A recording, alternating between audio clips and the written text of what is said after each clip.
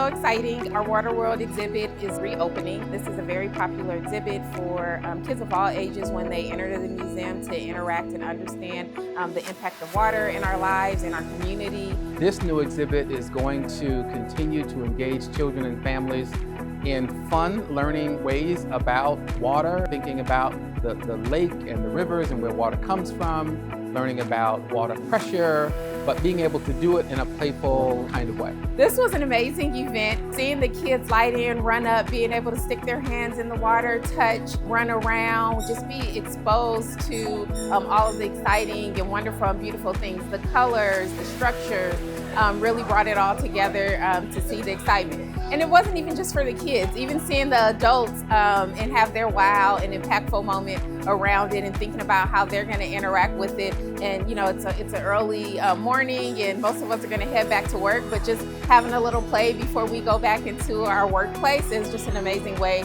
that we were able to start our day today.